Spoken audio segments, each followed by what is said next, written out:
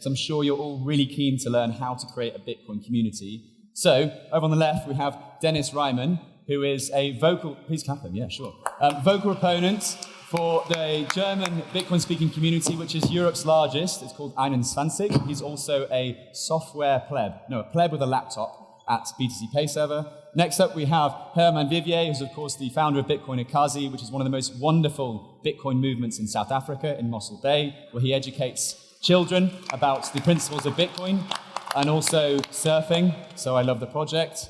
Followed by Dr. Wolf von Laer, who is the CEO of Students for Liberty, which is the largest pro-liberty student organization in the world. We're going to work out today how important Bitcoin is to that movement. Please clap, please clap. And finally, we have Anita Posch. And if you don't know who Anita Posch is by now, then just go. Like she's...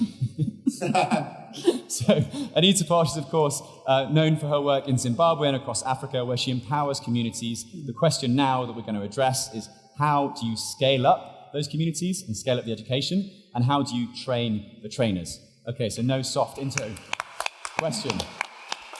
So, first question to you guys. Oh, and then there's myself. My name's Joe. I make content for Cointelegraph, and as well as my personal projects, and I actually love to spend time with these communities, make documentaries about them. There's one in El Salvador, there's one in Senegal, there's one in Portugal, there's one in Gibraltar, there's one in Real Bedford, there's one coming soon in Cape Verde, and there's one coming soon from Cuba as well. So, first question to you guys. How do you go about building a Bitcoin community from scratch? What are the most important things to think about? I'm going to go to Anita first. Can you hear me? Yes, I can hear you. Fantastic. Thank you. So I think it's different for every country, for every culture. And so for me, the most important thing to think about or to find or identify was the right people to do it. Because you actually, like when I was going to Zimbabwe or Zambia, I needed to identify someone who could build the community on the ground, because I knew I'm only going to be there for a certain amount of time. And the goal was also to just foster it, yeah, to just help at the beginning to set it up, and then leave the whole thing by itself in a self-sovereign manner, of course. So it's really the most important thing for me was to identify those first one or two people and make sure that they understand the goal of Bitcoin for Fairness, which is to share Bitcoin-only education, because I already knew that in a lot of African countries there's a culture of trading and making money fast, which is understandable because they need money. So it was important to identify people who already have that Bitcoin-only mindset, the long-term thinking mindset, and take it from there then. Awesome. That's so people. It's people, Wolf, what about yourself? What's the most important thing to consider when starting a Bitcoin community? Absolutely, and I think we should be looking actually at Bitcoin to learn from Bitcoin what can it teach us about building community. Because we have been building communities over 15 years around the world, and now we have student volunteers in 103 countries. You can find them in Venezuela, you can find them in Zimbabwe, and you can find them even in California, right? where you talk about the ideas of liberty, free markets, and free speech. But let's look at the protocol and what can it teach us about good community organizing, what we have learned. One, Satoshi had a vision, had a very broad but clear vision. They wanted to build an alternative to the fiat money system where people can be sovereign, can control their own money. That is very key. So you have to start up with what is your vision? Because, okay, you are passionate about Bitcoin, but so what? Who is your target audience? Who do you want to convince and with what goal? Are you creating a Bitcoin community for maybe like local artists so that they can bring like Bitcoin themes in it?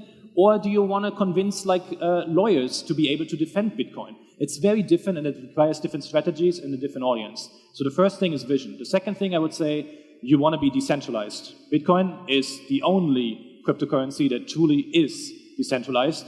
And if you want to build a powerful community, it cannot all rely on you. Sure, we need good leaders. And I encourage you to stay longer here after this panel because my wife will actually talk about Bitcoin and leadership after this and the importance of this. But you need good leaders, but you also need to empower other people and give them responsibility. So the decentralization aspect is important. And the third and last thing I would say is proof of work, baby. You want to promote the people that are doing more work, and you want to select carefully for the people that actually get stuff done and give them more ownership and more power. And I think if you're doing some of those things, I think your community will thrive. Awesome. That's a nice, proof of work, baby. Okay, Hermann, most important thing to consider when starting out. Because, I mean, your community, your project has existed pre-Bitcoin, and then Bitcoin became one of the most sort of active marketing tools for the project, right? Yeah. Can you hear me, Joe? Yes. We're going to have some fun today, I think. Of course we are. Yeah, I mean, I think you basically answered the question for me there. Thank you, Joe.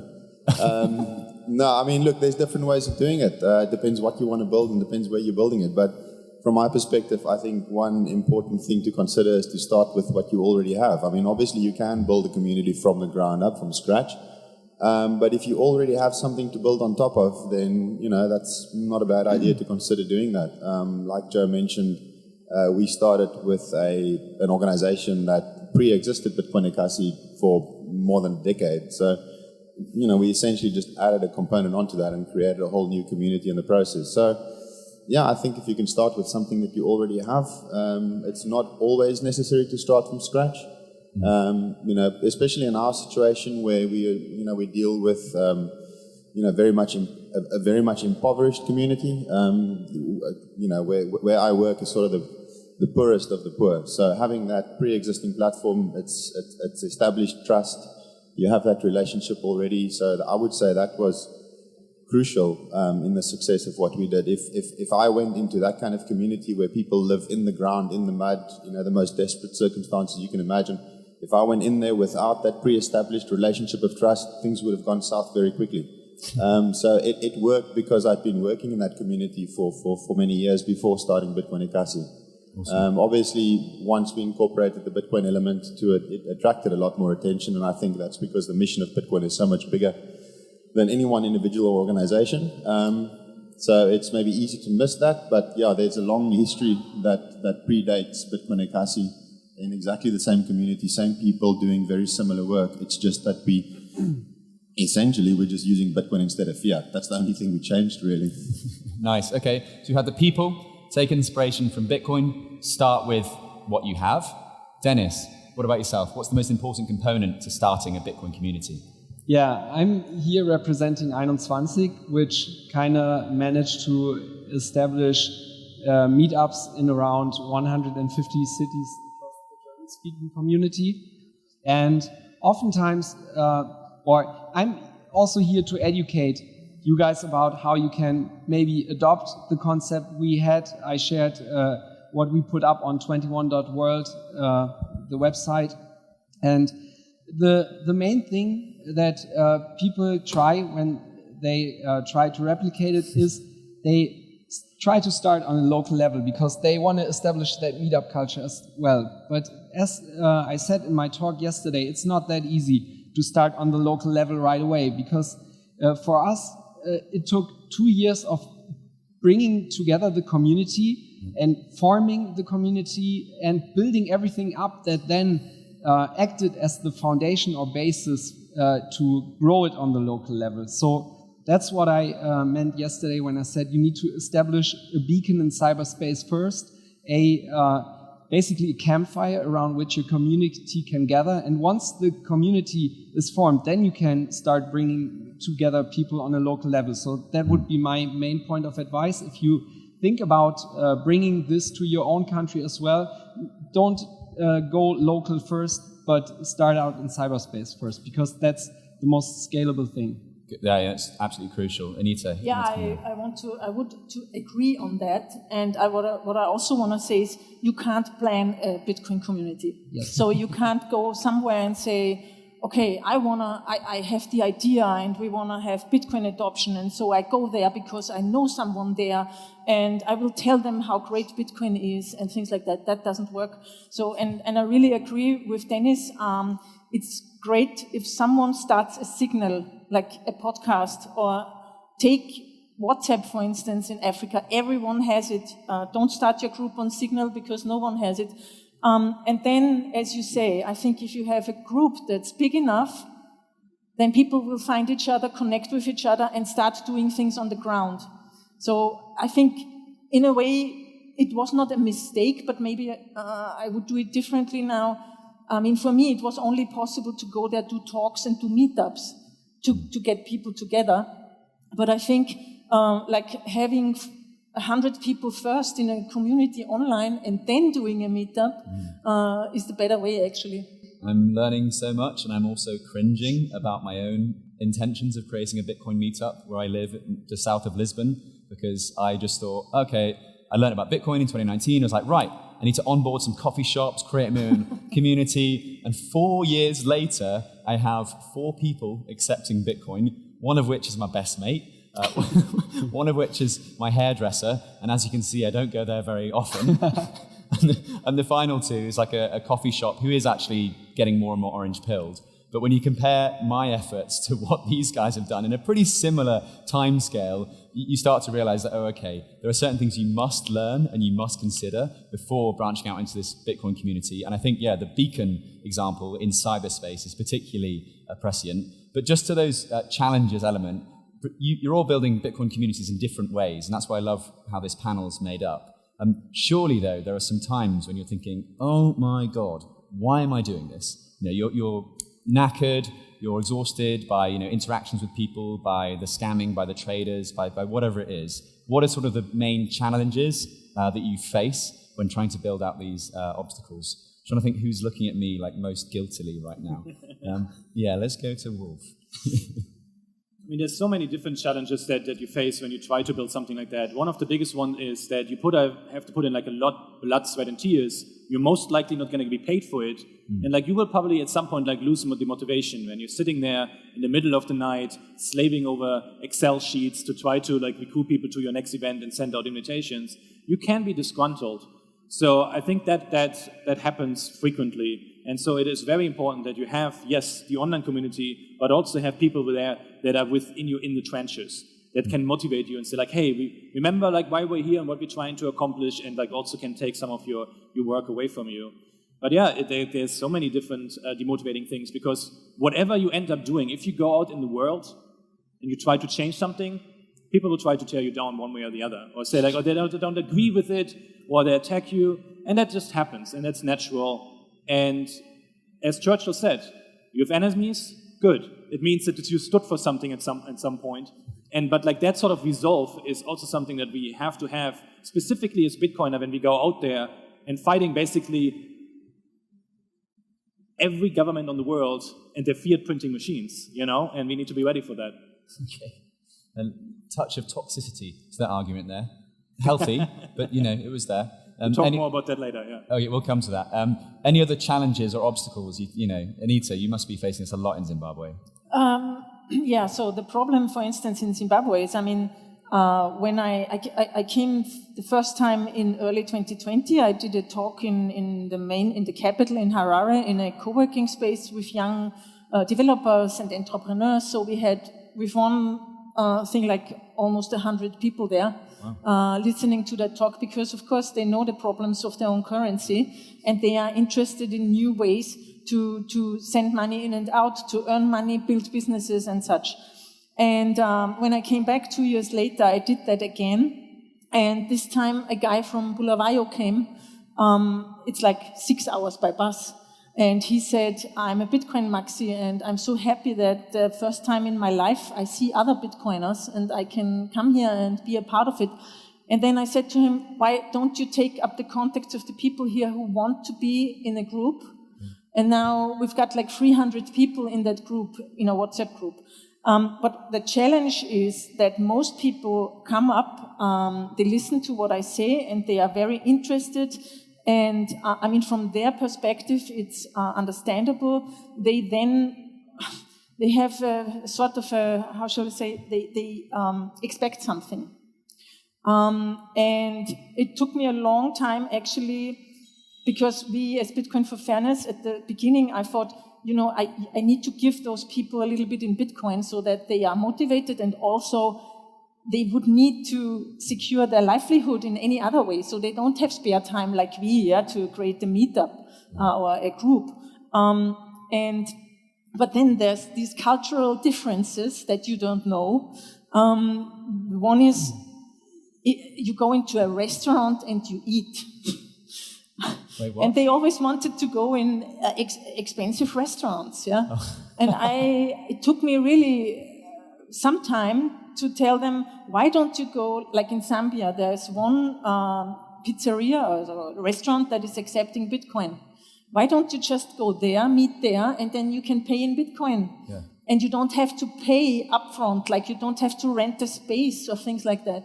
So that was a hurdle at the beginning. Yeah. And it's great to see that they then, you know, after 3 or 4 times, they come up to me and say, now I get it. Yeah, it's much better that way. And there's also a tradition of transport money. Yeah. So you actually pay people to come to your seminar. So we had a workshop for journalists, and we had to pay them the transport money that they came to a free seminar. Oh, these damn journalists. So it's on me, the learning, you know. Yeah. And so that's very interesting. But these are the small hurdles, and yeah, I mean, sometimes you're disappointed because things don't go as you wish, of course. So that's life. And people are very often very excited, and then nothing is happening. So, but yeah. Okay. That are the small frustrations. Yeah. I also have some thoughts about the challenges, because there's also a weird thing about 21. When you're starting out building a community, you assume, well, the best thing you can do is being as open and inviting as possible. But then again, when I prepared my talk, one thing I noticed that really differentiates 21 from a lot of other projects that are out there is that we aren't like that at all. We are very opinionated and principled, and that also makes it not approachable for a certain group of people. But then again, we become even more approachable for other kinds of people who tend to be more passionate about what we do. So I think at least I wanted to bring it up, because that's something we had a lot of success with. I think we aren't unfairly toxic. Nevertheless, a bit of toxicity or being opinionated doesn't hurt, I'd say. Interesting. What do you think, Wolf? Good levels of toxicity? And then we'll come to Hermann. I know that like a lot of people in the Bitcoin movement see it as like a badge of honor sometimes. And I do think that like we want to warn people against, like, because I'm also like purely a Bitcoiner. I would say like I'm a non-toxic maximalist, you know, if you want to use like labels like this. However, what I see specifically with community building, if you have, and you're probably not using in that word, so I'm not saying that you're looking at that way, but like one toxic leader in your organization can bring it all down, right? So when we are selecting students and we're getting every year like 7,000 to 10,000 applications, like I'd rather have someone that only understands about like 20% about Bitcoin and classical libertarian ideas, and that person is a nice person that you want to have like a coffee or beer with, than somebody that understands 100%, but who's an asshole. Like, I don't want that person in my organization, because they will alienate a lot of people from the ideas that you care about. I'm sure that's not the same thing that you're talking about, but I see, at least on Twitter, sometimes people, it's like a badge of honor that you're like very aggressive out there and attacking a lot of people, and maybe there's a reason why you attack them, but it's also a way like how you do this, because it's not only about like the principle, but also what kind of signal you send to others. Yeah. What kind of movement that you are, what kind of person you are. Yeah, no, absolutely. I mean, Hermann, when I asked you about the challenges in the bar yesterday, you said words to the effect of, you know, like, when was the last time you had a challenge? Every fucking day. Thank you. Talk me through some of those obstacles. You know, you're on the ground in South Africa, quite a hard place to do business, quite a hard place to keep the lights on, for God's sake. So, you know, how do you managing a community of young people in a sort of relatively township area in Mossel Bay? Yeah, I think it's, I mean, someone else mentioned backstage that, you know, we want to inspire people to go out there and create communities, and we don't want to talk too much about the challenges, but the reality is, it is incredibly difficult. You know, just a small anecdote, about a year before we started Bitcoin Ekasi, I was ready to give up that organization, and I actually did. I was on a Zoom call with 2 other organizations that were doing very similar work to what we were doing, and I told them, look, take it, I'm done. It's been a decade, can't do this anymore. Fortunately, they said no. And so a year later, you know, the idea to try and do what Bitcoin Beach did, you know, popped into my head, and, you know, thank goodness they said no, because if they'd said yes, I wouldn't have had that platform a year later. So it's incredibly difficult. It's very challenging. I mean, in my particular situation, what makes it incredibly challenging is that, the governance system of apartheid in South Africa robbed many generations of non-white people of everything. Not just material wealth, but intellectual wealth, emotional wealth. I've been to many countries around the world, and I don't think I've encountered a stunted population, and it's by design. It's by design, and so that's incredibly challenging. I mean, I'm dealing with high levels of illiteracy, so it's difficult. The positive thing at the same time, though, is that I've been, again, after 10 years, ready to give up. I've not seen as much change. I've seen more change in the last 2 years after introducing Bitcoin. I mean, it sounds simple, but it is simple. Just introduced it into their economic lives, and that introduces the concept of thinking forward. So, I mean, in the preceding 10 years, that was the message I was trying to get across, and it turns out I couldn't get that message across, but introducing Bitcoin into the picture does that job for me.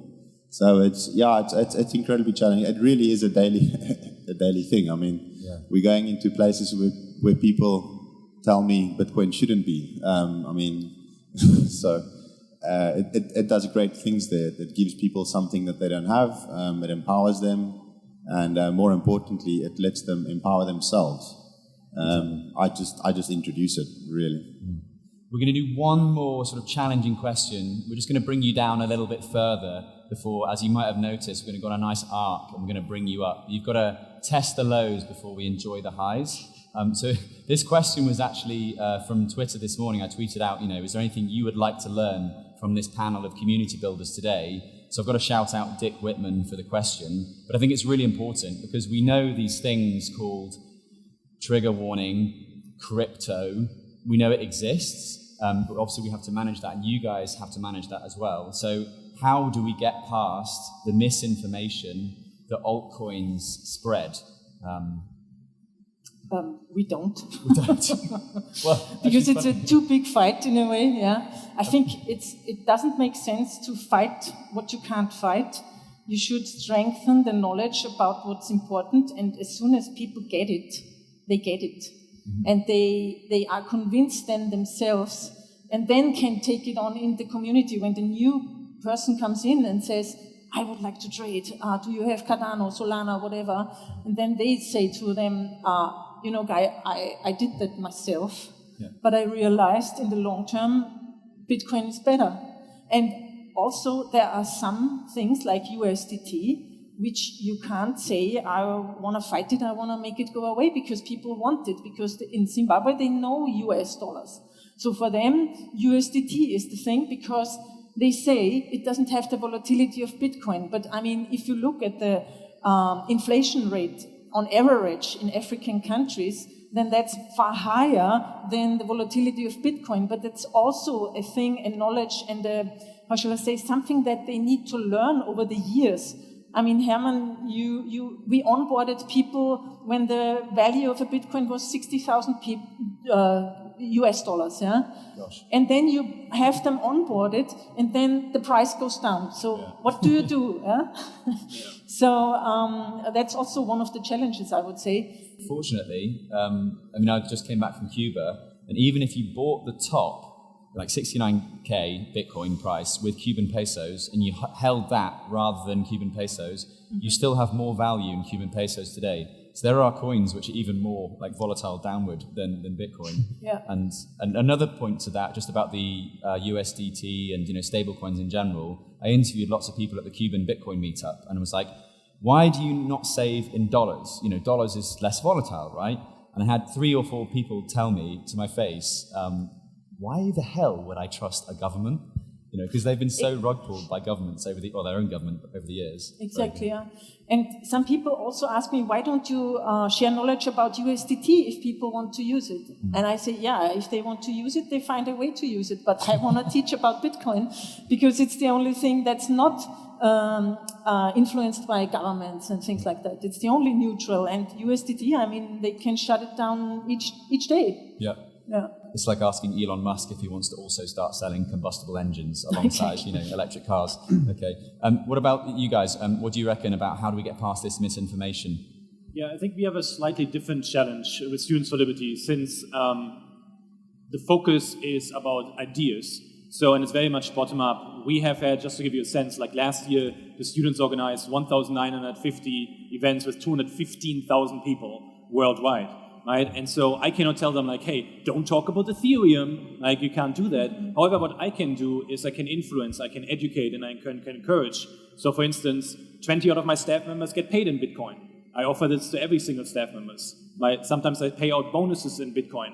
Wow. But they can only get it if they put it on like a hot wallet or a cold wallet. Otherwise I don't pay it to them. They cannot have it on exchanges. Another thing is that we have a BTC Pay server and so forth. I'm thinking also about raising money for like a director of orange pilling. So if you know like a whale out there that would like to help, please come to me, because then because you have so many different programs going on and there's so many different interests, but if I have like more staff focusing on that, then I can turn this ship around, because we talked about this backstage as well. Most Bitcoiners are somewhat pro-liberty or libertarians, but most libertarians are not Bitcoiners. I'm trying to solve that issue.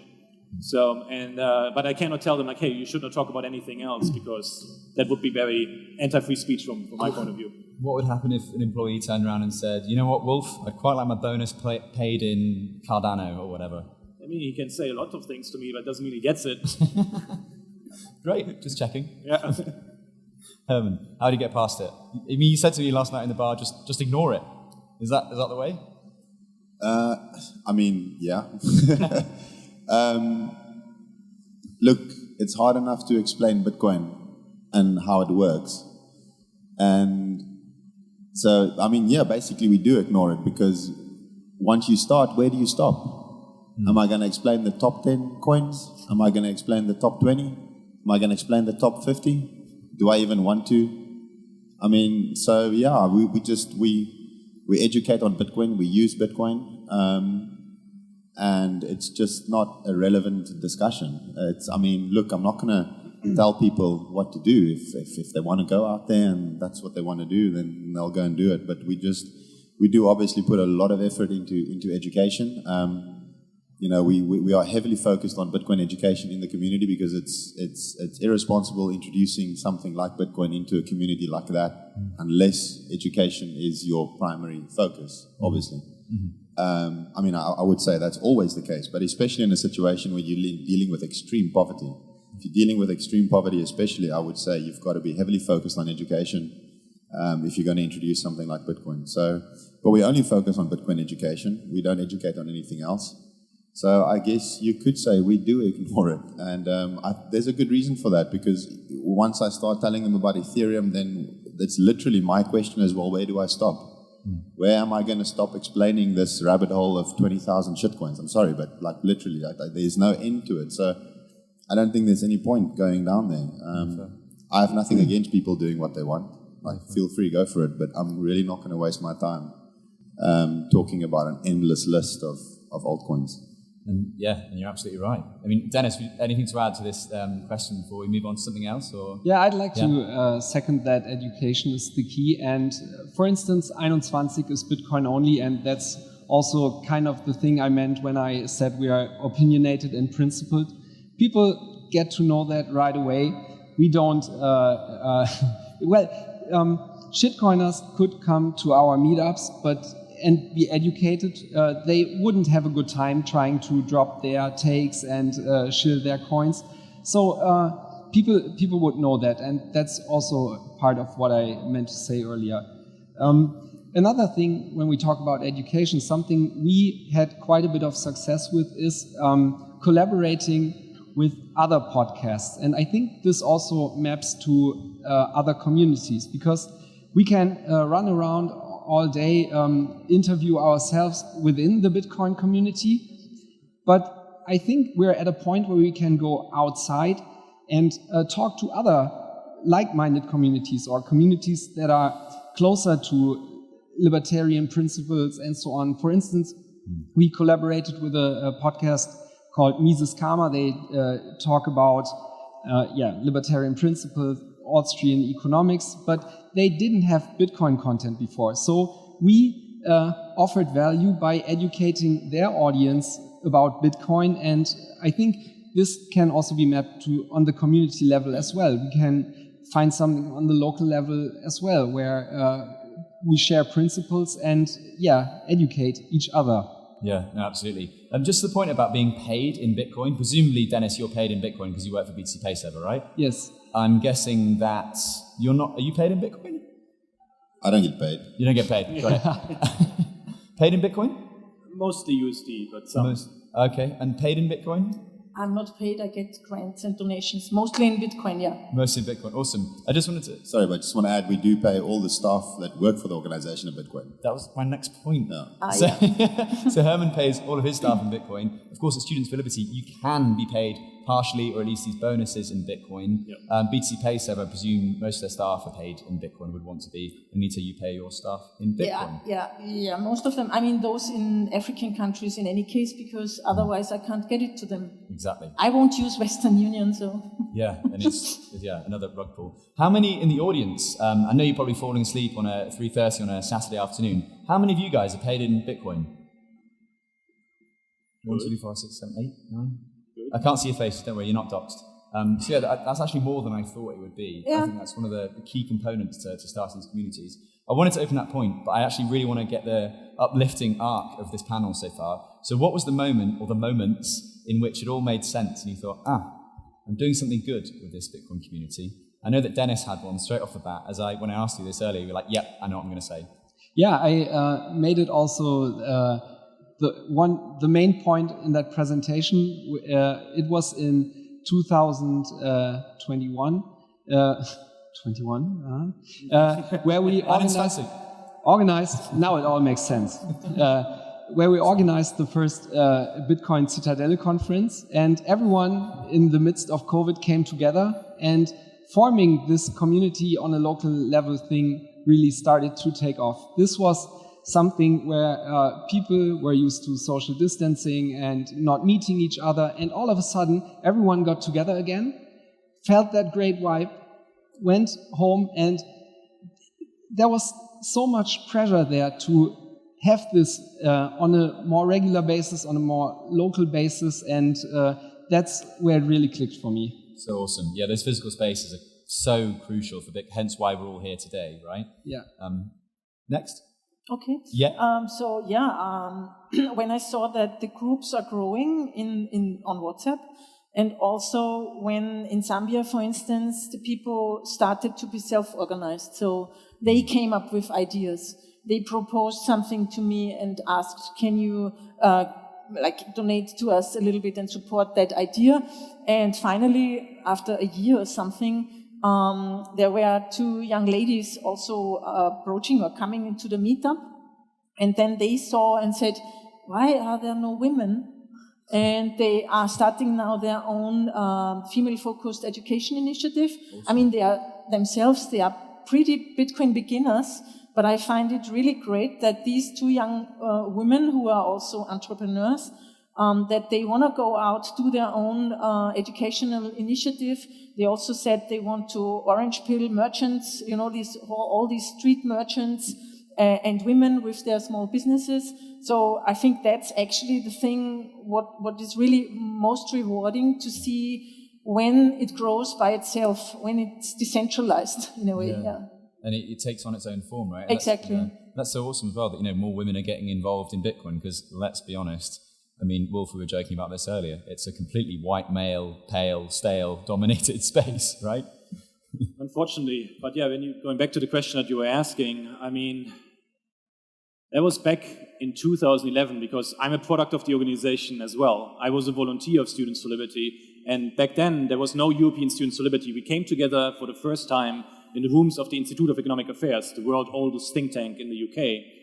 And there we were just looking at like a map and saying like, okay, you're going to tackle the German-speaking countries. You're going to tackle at the Balkans. You talk about like the Spanish Peninsula. France, not going to happen. Because who talks about the ideas of liberty there? But then only 10 months later, we organized a conference. It was all done by the students. I was staying on I was crashing in somebody's place. I had like an air mattress and there was no air in that, so I slept on the floor. I didn't get any sleep for like 3 days, maybe 5 hours. However, I've never felt that energized in my life because there were 200 people there that we organized. We had like hand-painted signs, like it was all very scrappy. We didn't have any staff, any funding, nothing. We did it all ourselves, just a bunch of young 20-year-olds. And once I saw that, like, hey, there's an interest there, and there was a hunger and the energy that was so palatable in the room, it really sustained everything that, and now like many students in generations after, they continue to carry that on, but that was really when it clicked for me. That's so cool. I think I felt something similar to that, maybe not as powerful, but a similar thing with communities around the world. Hermann, was there an aha moment, I'm doing the right thing, I should carry on? Yeah, there's been many. My favorite one happened pretty early on, and that's the one I always refer back to. So we had a junior coach who was earning a part-time salary pretty early on. He's still a junior coach. It's going to take another year or two before he graduates to the senior level. He just qualified as a lifeguard, so he was working on the beach with the kids, making sure they're safe in the ocean, etc., and come down after school and help out. And we were paying him a salary. And before we introduced Bitcoin into the program, we were paying him in cash. He had no bank account, no way to prove his identity. His mother was an alcoholic, so there were problems with the spelling on his birth certificate, so the government couldn't give him an ID, blah, blah, blah, blah, long story. The point is, couldn't get a bank account, cash was the only option, share a house with 7 other people, all in one bedroom. So what do you do? I mean, there's only so many places you can hide the cash, and he had this constant issue of having his money stolen. This is money he worked for. 16-year-old kid comes down after school every single day, 5 days a week, works, earns a salary, goes home, puts the money in a shoebox. Next morning it's gone because his mother needed cigarettes or whatever. Worse. And then when we started paying him in Bitcoin, it caused a bit of an upstir in the house because all of a sudden his mother couldn't steal his money anymore. I mean, he had a very, very basic smartphone, but he could put a password on it. And, it's one thing for his family to go and, pull the cash out of a shoebox while he's at school. It's a whole different thing for them to force the password out of him. And that all of a sudden just, whereas he used to walk with slumped shoulders like this, he started walking up straight because all of a sudden he could decide when and where and how to spend his money. And there's been quite a few moments like that since. This happened very early on. This is like within the first 3 months or so. And I just keep on referring back to this because that to me points to, this idea of self-reliance, personal responsibility, etc., etc. And ultimately that's what it's all about. Phenomenal story. We're coming up to our last few minutes, and while I could pep you guys with a question all day, there's a bar and there's an expo hall to enjoy. So I just wanted to ask, what's the one actionable takeaway that everyone in the audience can go home with individually? But I'm going to go first because I learned this from Ricky on a panel yesterday. Apparently the moderator can also get involved. So for my sort of actionable thing, it's actually going to be to you guys. And I just want to say, don't stop.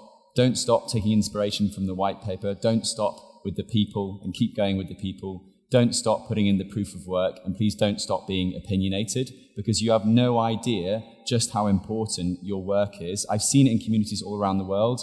Okay, the first seed was Bitcoin Beach, but they all revert back to that. And they all see you guys as these stars, these shining stars that guide them on their path to building better Bitcoin communities. So please don't stop. And I hope that it also inspires the guys in the audience too.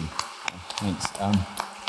So yeah, we're going to do a whip around. What is the one sort of key takeaway, the one thing you want to say, okay, take this home with you at the end of Bitcoin Prague 2023? Go ahead, Anita. Take this home with you. Bitcoin has no marketing department.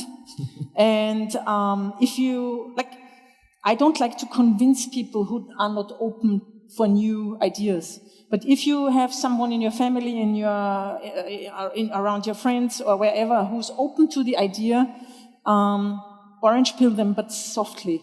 So, and so because I think one by one, Bitcoin is a peer-to-peer technology, and also the knowledge and the spirit of Bitcoin, I think, moves peer-to-peer. And so each one of us can make a difference. You absolutely can. Wolf. Beautifully put. I would just say, just find yourself 2 more, maybe 3 more people that are also passionate about the same vision that you have, and then have a good division of labor, delineation, who is doing what, and then off you go. And if the audience is interested, just this week, the great Robert Breedlove, with his What is Money show, released a podcast with me talking about specifically the parallels between Bitcoin and community building. So if you want to dive more into that topic, there's something just now on his YouTube channel. But thank you for being here. Awesome. No, thank you, guys. Thank you for turning up and for listening in. Hermann, what can people do? It sounds cliche, but I think anyone can build a community. I don't think it takes it takes a slight bit of insanity to not stop when people tell you should. But all of us, by virtue of sitting in this room and being obsessed with Bitcoin, is a little bit, So I think anyone... you are. We're all weirdos here, don't worry. You're in good company. I think anyone can do it. I don't think it's too big a task to go home and think, look, I'll start whatever I can. Start where you can and do whatever you can. And no contribution is too small. It sounds cliche, but it's true. Awesome. Dennis, take it home. All right. If you want to learn about what worked for us at 21 and also want to prevent the mistakes we made, go to 21.world. We share the concept of how we got there, built that community, and with that said, let's color the world orange. Let's turn the world orange. Let's color the world orange. Let's color the world orange. Awesome. And with that, we're pretty much out of time. So, orange pill softly, just 2 to 3 more people. Anyone can do it. And either 21.world or 21.world is pretty good. Or color the world orange. Yes. And with that, we are literally out of time. Please give a round of applause to my fantastic panel today, How to Create Bitcoin Communities. Well done, you guys.